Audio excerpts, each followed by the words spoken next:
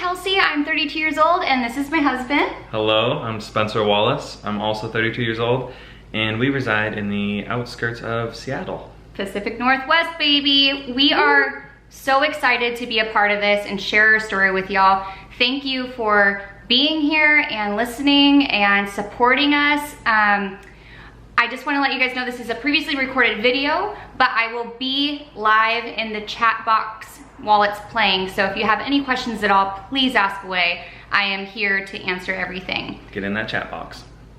So Spencer and I have been trying for 4 years for our family, and we've gone through the ringer. How would you describe it? Well, I would say, I just thought initially after you get married, you know, just like everyone else, you try and boom, you have a baby. And then it seems like after months of that, and then after years of that, you're just like, man, this beautiful reality you have pictured in your mind seems quite a bit hopeless. I remember when this whole thing started, I searched Instagram for all the hashtags to find some sort of connection with somebody else that just got it. Right after our first RE appointment, I was diagnosed with PCOS and hypothyroidism.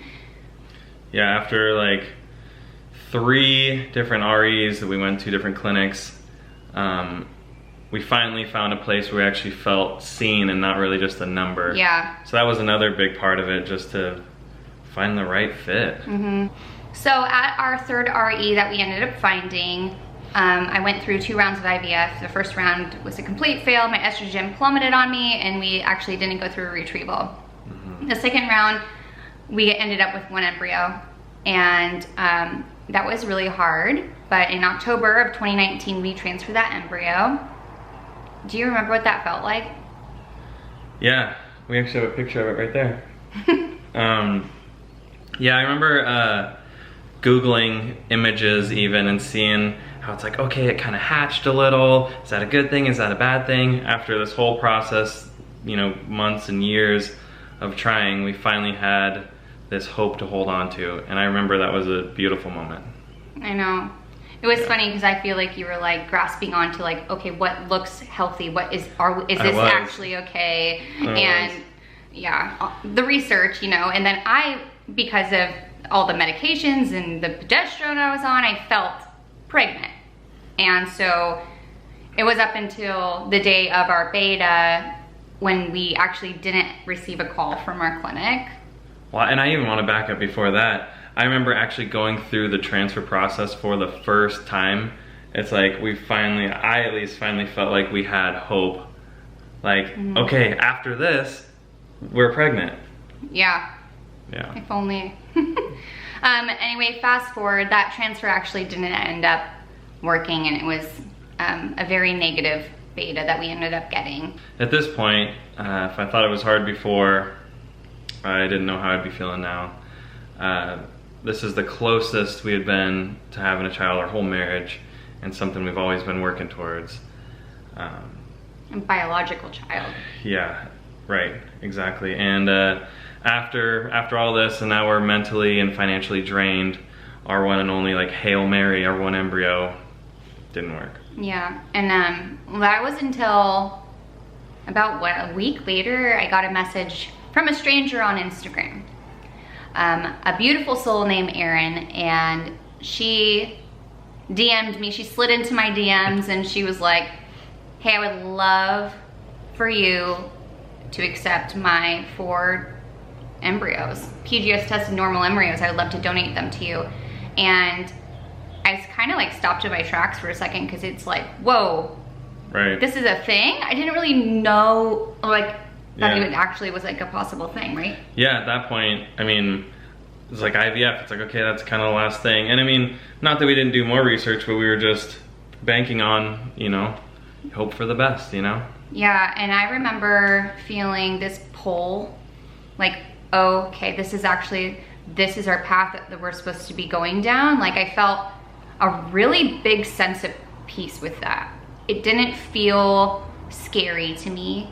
Obviously, this is something that Spencer and I had to like really sit down and talk about, because it's a really big deal. It is, and it's a shift of thinking, but it's beautiful. Mm-hmm. It's a chance to have our baby. Yeah.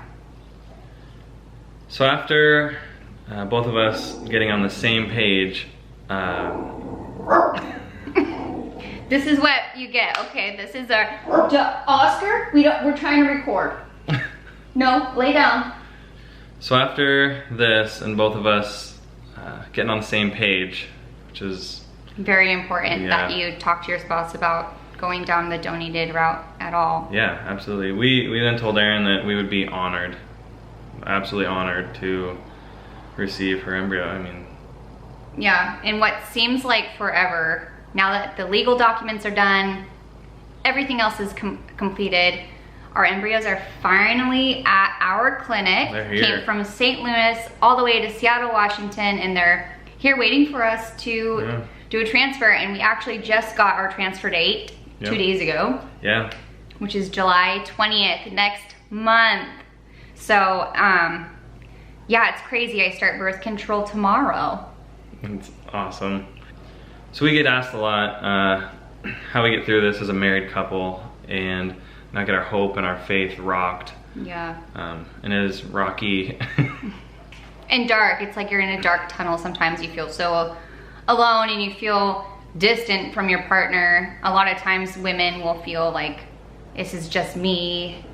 And one of the things you always say when I'm like, oh my gosh, I'm so sorry, like this is me, it's all me, it's all me. Yeah, I try to make sure that she knows it's not her, it's us. Doesn't matter, you know, whose body, who's anything. We're one, we're a married couple, so it's us, it's always us. Yeah. And I try to encourage her. I mean, I'm all, you know, not perfect by any means, but try and encourage her to think of that way. She's not alone. We're in this together. Yeah, and I think it's really important too to take everything day by day and continue to date each other, and put your marriage first, because you guys have to like hold on to each other, because it gets so hard. I mean, and a lot of you already know how hard it is. Yes, so. I'm sure, absolutely. I know some states and some jobs, you know, there's different criteria for what coverage for infertility. I mean, I think it's important to set up a separate savings account and try and not allow that financial burden to take a toll on your marriage, because it's super easy. I wish we had fertility coverage here with our jobs or in Washington state alone if it was mandated. I mean, it's why we're all speaking out, right?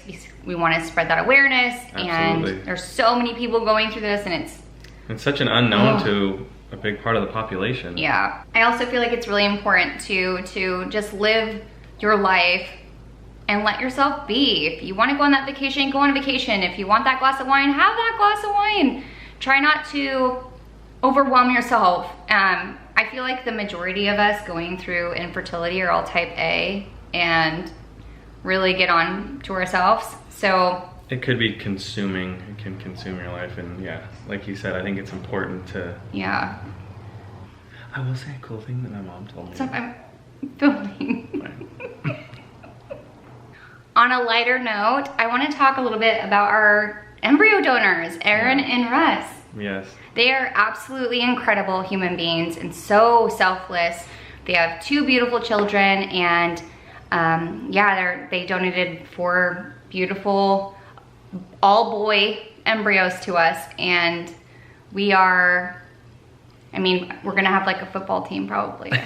Well, and also what I didn't know, additionally, with just being like, here you go, there's a lot of legal aspects you got to deal with, and how gracious they were to, it's like, hey, we really need this notarized, boom, like there was nothing they wouldn't do. And same day, Erin was like, her and her husband were just on top of it, like helping us out all the time. Erin recently sent me this beautiful frame photo, and I'll share the picture at the very end. It was done by an amazing artist on Instagram, but it's so cool, and we're deciding to remain open with our entire process with them, and she feels like a long lost sister to me. It's really weird. Yeah, I've heard her say, she'll be in conversations with her and just be like, at the end, I feel like we would just be best friends if we just It's listened. true.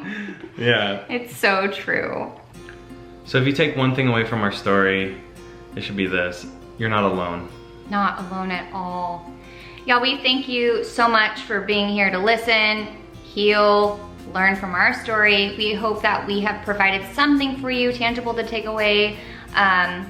We just love this community so much. It's literally gotten me through the hardest of times, is finding this community and really connecting with some beautiful human beings. So yeah, thanks for watching, y'all. We love you guys. Let's make like a tree and get out of here.